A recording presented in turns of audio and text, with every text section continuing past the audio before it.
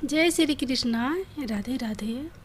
आज आप लोग सुनेंगे आषाढ़ मास की देवशयनी एकादशी व्रत की कथा। साथ ही में सुनेंगे एकादशी माता की कथा और एकादशी देवी की कथा। तो चलिए सबसे पहले सुनते हैं एकादशी देवी की कथा। मूर नाम का एक दैत्य था। रावण और कंस की तरह वह भी बड़ा आतंक मचाता था। स्वर्ग में देवों सहित सभी को पीड़ा देता था। सब लोग उससे रक्षा मांगकर श्रीमन नारायण के शरण में गए। भगवान ने कहा, मैं उससे संभालता हूँ, चिंता मत करो। भगवान मूढ़ के साथ युद्ध करने लगे, लेकिन अपनी सारी शारीरिक शक्ति लगाकर भी भगवान कुछ नहीं कर सके। भगवान को युद्ध के मैदान से पलायन करना पड़ा। वे हिमालय की एक गुफा में छिप गए। मूढ़ भी उनका पीछा करते हुए वहाँ पहुँच गया। भगवान ने ध्यान करना शुरू किया और उसके मन से एक शक्ति उत्पन्न की, उनकी मानसिक शक्ति। इस शक्ति ने बाहर आकर मूढ़ को अपनी तलवार से मार डाला। चूँकि यह देवी उनके मन भगवान की 11वीं इंद्रिय से निकली थी, इसलिए भगवान ने उन्हें एकादशी के नाम से पुकारा। एकादशी माता की उत्पत्ति का दिन उनके नाम से ही जाने लगा। माता एकादशी के अंतिम चरण के दौरान उत्पन्न हुई थी। इसे जयंती कहते हैं और उन्होंने द्वादशी के पहले चरण के दौरान दैत्य को मार डाला था। इसे समरंती कहते हैं। भगवान ने घोषणा की कि एकादशी के दौरान देवी के इस महान कार्य के कारण पूरे जगत में कोई भी पाप नहीं रहेगा। लेकिन पाप तो पहले से ही है। जब उसने यह सुना, पाप पुरुष आश्चर्य की तलाश में इधर उधर भागने लगा। एकादशी के दौरान वह कहाँ रहेगा? वह जहाँ भी गया सभी ने उसे आश्चर्य देने से इनकार कर दिया। अंत में अन्न यानी भोजन एकादशी के दौरान उसे आश्चर्य देने के लिए सहमत हुआ। तो एकादशी के दौरान सभी पाप भोजन में आश्चर्य लेते हैं। जो कोई एकादशी के दौरान भोजन करता है, ये पाप उस व्यक्ति में प्रवेश करेंगे और रोग, समस्या, हानि, परेशानी इत्यादि बन जाएंगे। एकादशी देवी को विष्णु कन्या भी कहा जाता है, क्योंकि वह भगवान की मानस पुत्री है। उनकी मूर्ति पूरी जगन्नाथ मंदिर और द्वारका धाम में है। भगवान के धर्म की रक्षा के लिए जितने भी अवतार हैं, वे सभी एकादशी के दिन ही हुए हैं, इसलिए यह इतना पवित्र दिन है। अब आप लोग सुनिए राजा धर्मकीर्ति की कथा। गालव मुनि का भद्रशील नाम का एक पुत्र था। भद्रशील ने छोटी उम्र से ही एकादशी व्रत का पालन करना शुरू कर दिया। मुनि ने उन्हें ऐसा करने के लिए कभी नहीं कहा था। एक बार मुनि ने भद्रशील से पूछा कि उन्हें इस व्रत को करने के लिए किसने कहा है। भद्रशील ने कहा कि मैं कई जन्मों से एकादशी व्रत करता आ रहा हूँ। आम तौर पर किसी को भी पिछला जन्म याद नहीं रहता। जब तक आप माँ के गर्भ में होंगे तब तक आपको अपने पिछले जन्मों की याद रहेगी, लेकिन जन्म से ठीक पहले यह स्मृति मिट जाती है। लेकिन भद्रशील को अपने पिछले जन्म की याद उस समय भी थी। यह एकादशी व्रत की शक्ति थी जिसका वे पालन करते थे। वे एक पूर्व जन्म में धर्मकीर्ति नामक राजा थे। धर्मकीर्ति बहुत क्रूर था। उसे कोई पसंद नहीं करता था। ऐसा कोई पाप नहीं था जो उसने नहीं किया हो। एक बार वह अपने सैनिकों के साथ शिकार पर गया। उसने एक हिरण को देखा और अपने सैनिकों को उस हिरण को चारों ओर से घेरने के लिए कहा। राजा ने कहा कि जो भी हिरण को भगा देगा उसका पूरा परिवार मार डाला जाएगा। हिरण ने यह सुना और सोचा बेचारे सैनिक, मैं उनमें से किसी को भी कुछ होने ना दूंगा। हिरण राजा के पास से निकल भागा। राजा ने हिरण का पीछा किया। सूर्यास्त होते राजा एक घने जंगल के अंदर फंस गया। हिरण कहीं दिखाई नहीं दे रहा था। राजा ने एक पेड़ के नीचे रात बिताई। उसने दिन भर में कुछ भी नहीं खाया था। उसे चारों ओर से खतरनाक जानवरों के गुर्राने की आवाज़ सुनाई दे रही थी। वह सो नहीं सका। राजा ने डर से श्री हरि परमात्मा से प्रार्थना करना शुरू कर दिया। फिर सुबह होते ही उसकी मृत्यु हो गई। यमदूत आए और उसे यमराज के पास ले गए। यमराज ने पूछा, तुम लोग इन्हें यहाँ क्यों लाए हो? इसका स्थान वैकुंठ में भगवान महाविष्णु के बगल में है। लेकिन राजन, यह तो महापापी है। नहीं, वह सब चला गया है। ये अब पवित्र है। जिस दिन उनकी मृत्यु हुई वह एकादशी थी। उन्होंने दिन भर उपवास किया और रात में जागते हुए श्री हरि का स्मरण किया। उनके सारे पाप दूर हो गए, वे पवित्र हो गए। यमराज ने स्वयं एक स्वर्ण रथ बुलवाया और राजा को वैकुंठ भेज दिया। जब लोगों को इस बारे में पृथ्वी पर पता चला तो वे सभी एकादशी का पालन करने लगे। एकादशी का पालन करने के लिए और अधिक उत्साहित हो गए। अब आप लोग सुनिए एकादशी माता की कथा। एक बार एक राज्य में एक राजा रहा करता था। राजा बहुत ही बुद्धिमान और बलशाली था। राजा सदैव अपनी प्रजा का बहुत अच्छे से ध्यान रखता था। प्रजा भी अपने राजा को बहुत पसंद करती थी। राजा की 2 बेटियां थीं। राजा अपनी दोनों बेटियों से बहुत प्रेम करता था। राजा की छोटी बेटी देखने में बहुत सुंदर और आकर्षण थी। राजा की बड़ी बेटी छोटी बेटी के मुकाबले थोड़ा कम सुंदर थी। राजा की छोटी बेटी ग्यारस माता की पूजा किया करती थी और सभी लोग राजा की छोटी बेटी से बहुत प्रेम करते थे।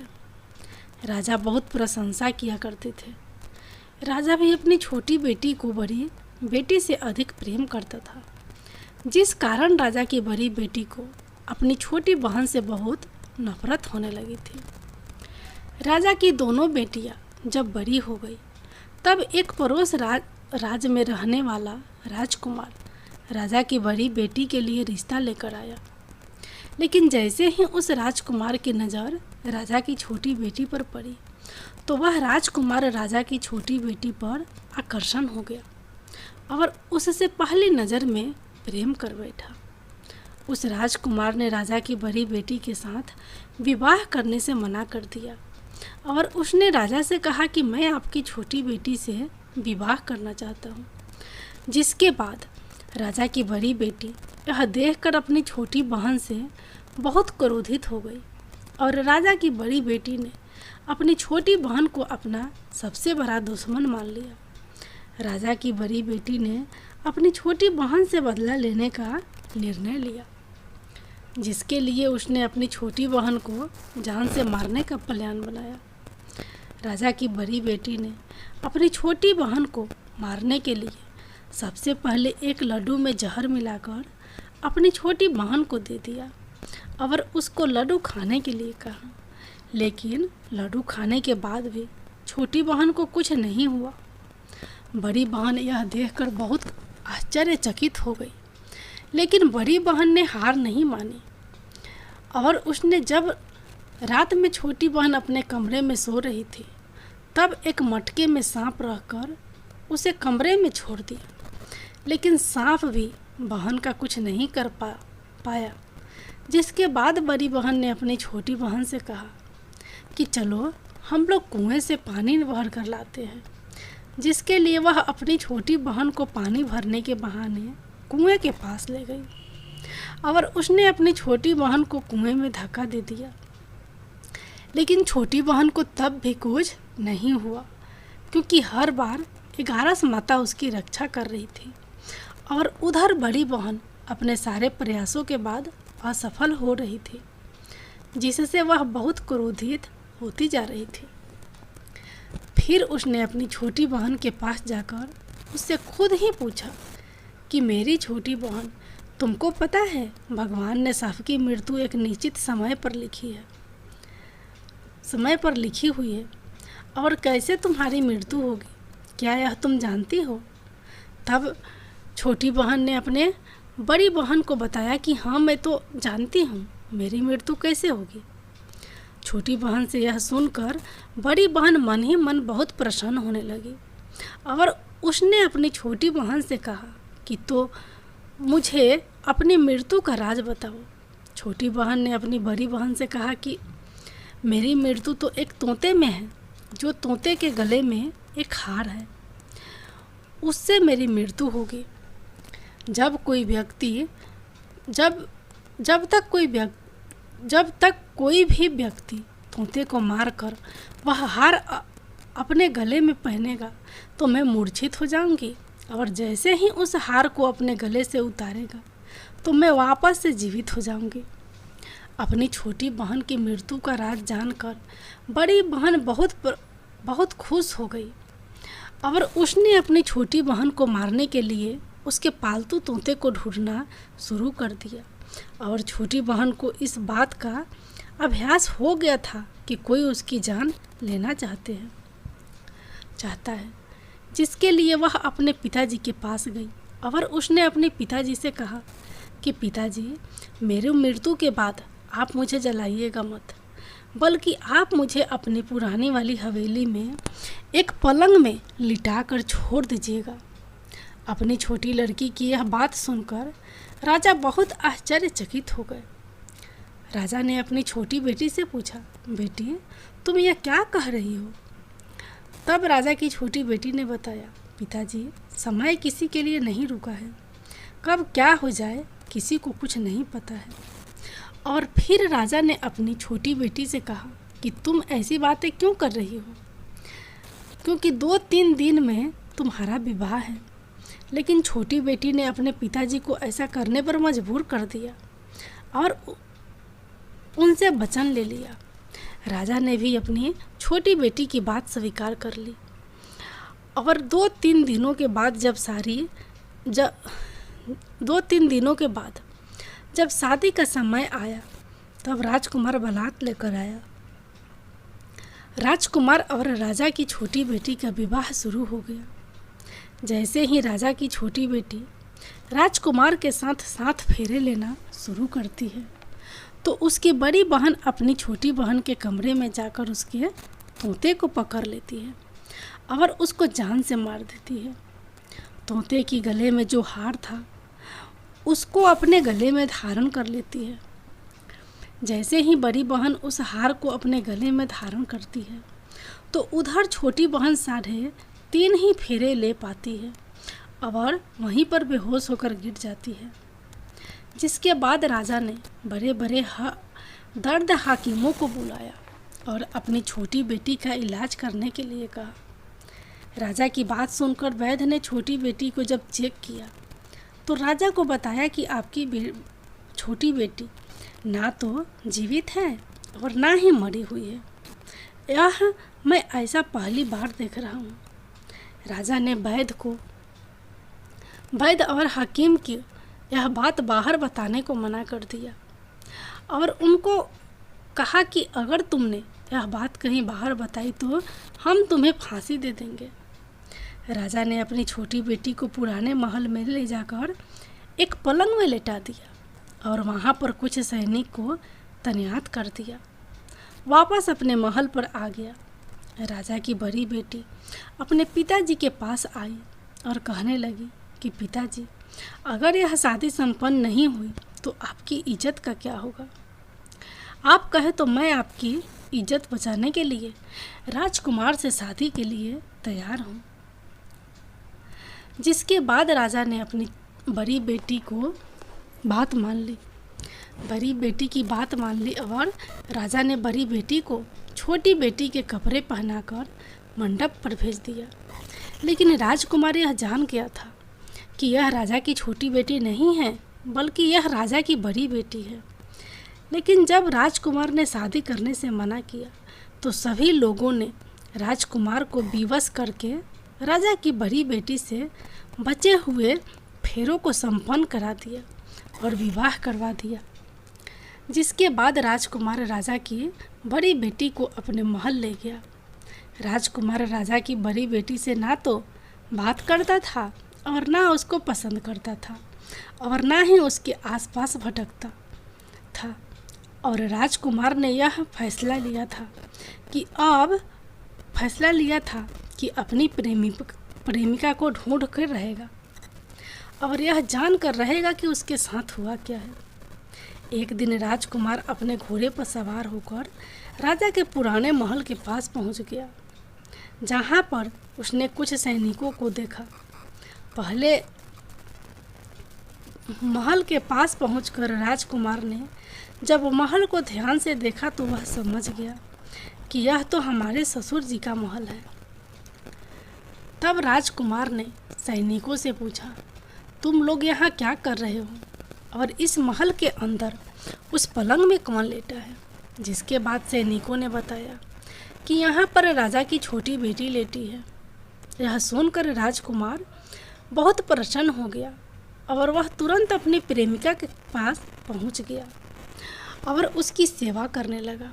जैसे ही रात हुई तो राजा की छोटी बेटी उठकर खड़ी हो गई। राजकुमार यह देखकर खुश हो गया और उसने अपनी प्रेमिका से पूछा कि तुम यहाँ क्या कर रही हो?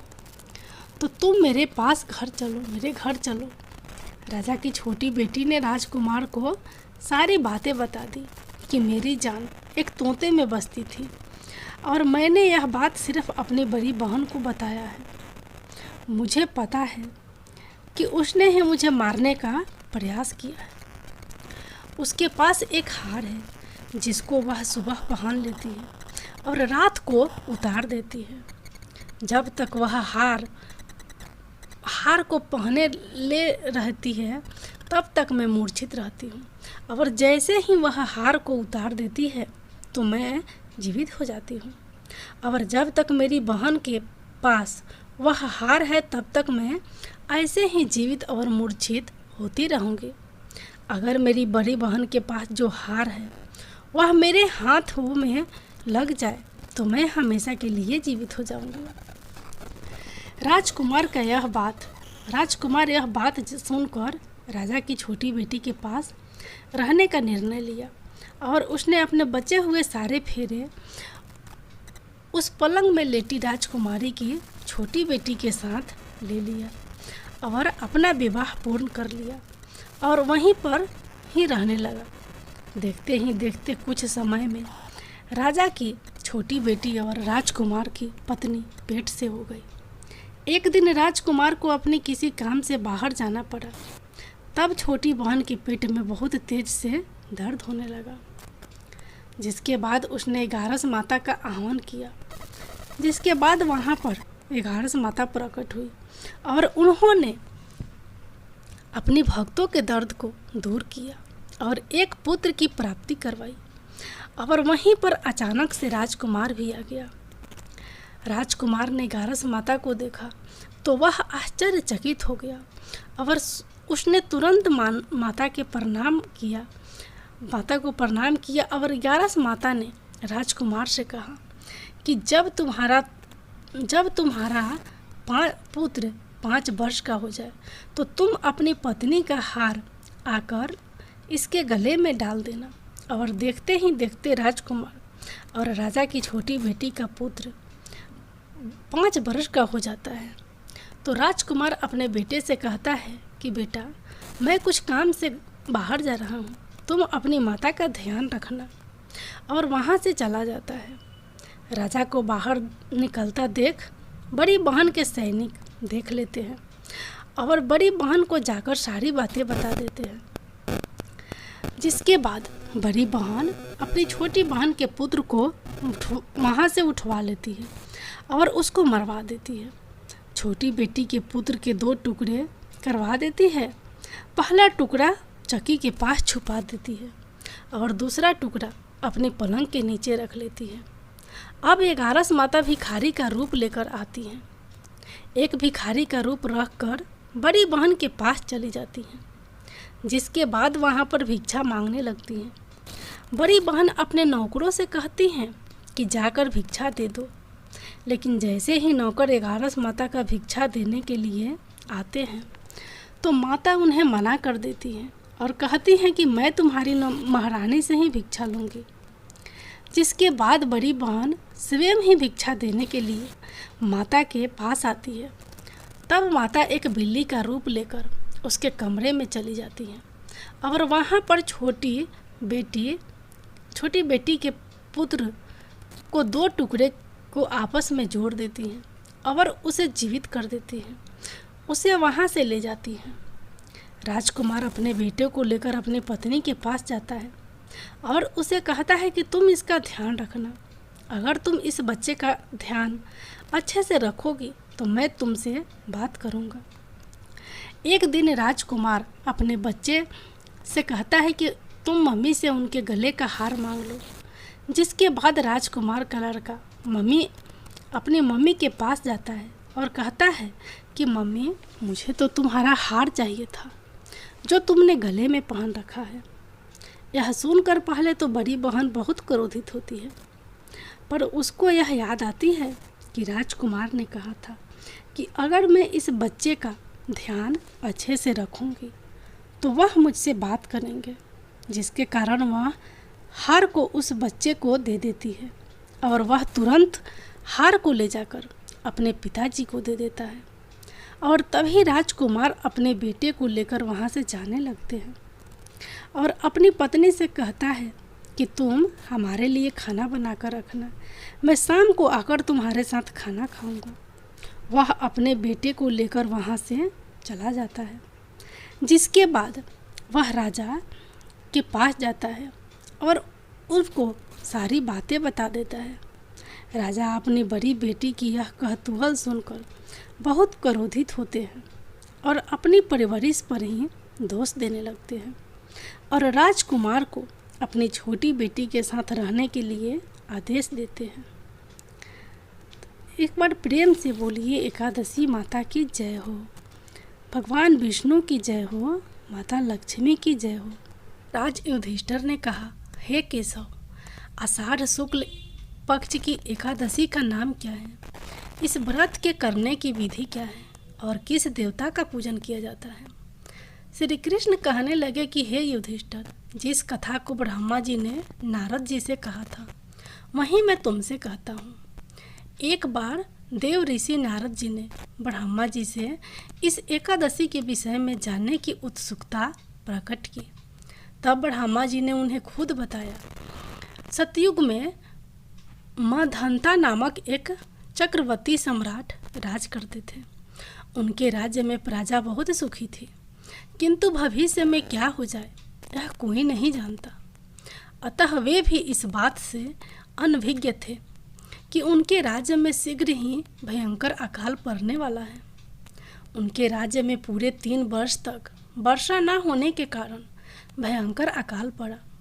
इस अकाल से चारों ओर तराही तराही मच गई। धर्म पक्ष के यज्ञ, हवन, पिंडदान, कथा, व्रत आदि में कमी हो गई। जब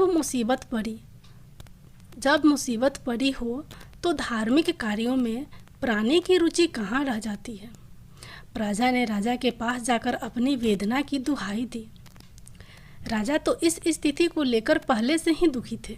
वे सोचने लगे कि आखिर मैंने ऐसा कौन सा पाप कर्म किया है जिसका दंड मुझे इस रूप में मिल रहा है। फिर इस कष्ट से मुक्ति पाने का कोई साधन करने के उद्देश्य से राजा सेना को लेकर जंगल की ओर चल दिए।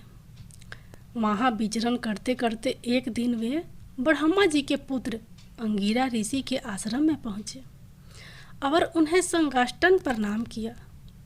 ऋषिवर ने आशीर्वाद दिया, कुशल क्षेम पूछा। फिर जंगल में विचरण व अपने आश्रम में आने का प्रयोजन जानना चाहा।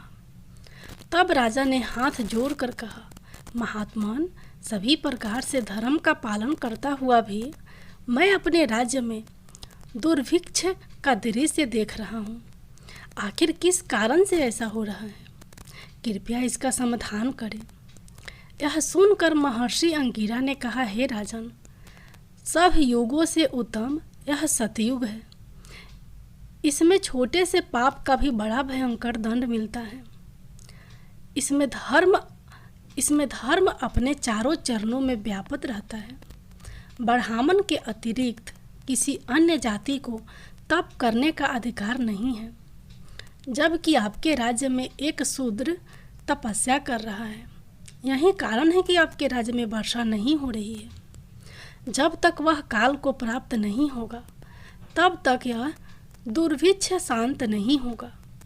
दुर्भिक्ष की शांति उसे मारने से ही संभव है। किंतु राजा का हृदय एक निरपराध शूद्र तपस्वी का समन करने को तैयार नहीं हुआ।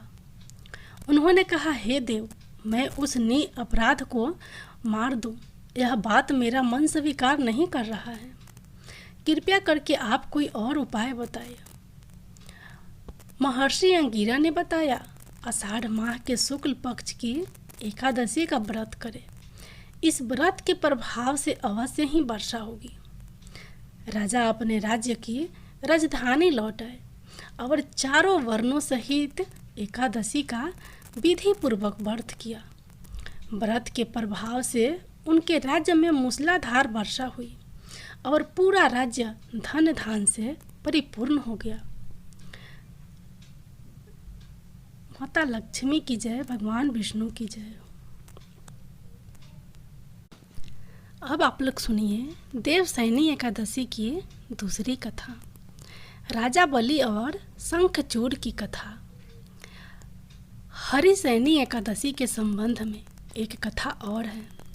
राजा बलि ने जब वामन अवतार विष्णु को अपना सर्वस्व दान कर दिया, तो भगवान ने उन्हें पाताल लोक में रहने को कहा और वरदान मांगने के लिए कहा।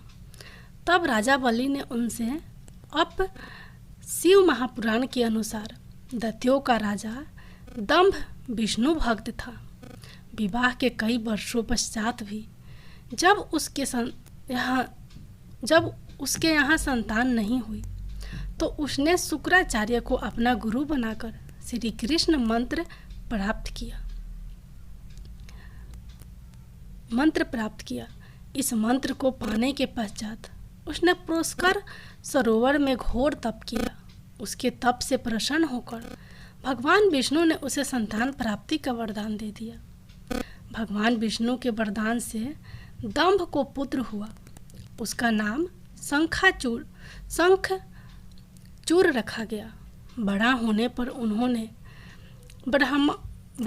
पर उसने ब्रह्मा जी को प्रसन्न करने के लिए पुष्कर में घोर तपस्या की।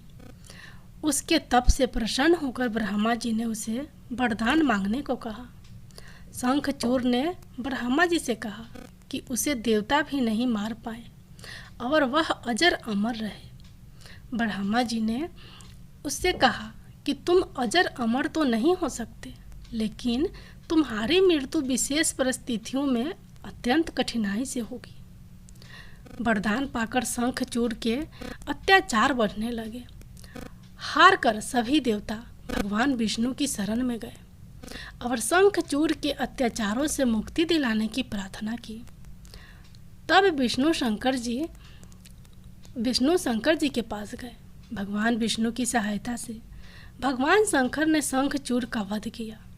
जिस दिन शंखचूड़ का वध हुआ था, उस दिन आषाढ़ मास की एकादशी थी। शंखचूड़ की मृत्यु के पश्चात भगवान विष्णु शयन करने के लिए क्षीर सागर चले गए। भगवान विष्णु के शयन के लिए जाने के कारण इसे हरिसैनी एकादशी और देवसैनी एकादशी कहा गया। भगवान विष्णु के शयन के लिए जाने के कारण सृष्टि के पालन का कार्य भगवान शंकर ने अपने ऊपर ले लिया। देवसैनी एकादशी के बाद सावन माह शुरू हो जाता है, जिसमें शिव पूजा का विधान है। यही समय चतुर्मास का भी होता है, जिसमें साधु सन्यासी एक स्थान पर ही रहते हैं। ऐसी पौराणिक मान्यता है। कि चतुर्मास के दौरान समस्त तीर्थ ब्रज में आ जाते हैं। इसलिए इस समय ब्रज की यात्रा करना बहुत ही पुण्यकारी और फलदायी माना गया है। हरिशयनी एकादशी के संबंध में एक कथा और है। राजा बलि ने जब वामन अवतार विष्णु को अपना सर्वदान कर दिया तो भगवान ने उन्हें पाताल लोक में रहने को कहा और वरदान मांगने के लिए कहा। तब राजा बलि ने उनसे अपने यहाँ निवास करने के लिए कहा। भगवान ने बलि से कहा कि वह सदा के लिए तो नहीं, लेकिन प्रति वर्ष कुछ समय यानी चतुर्मास का समय के लिए उसके यहाँ आया करेंगे। तब से भगवान विष्णु राजा बलि को दिए गए वचन का पालन करने के लिए प्रति वर्ष चतुर्मास में पाताल लोक में शयन करने के लिए जाते हैं।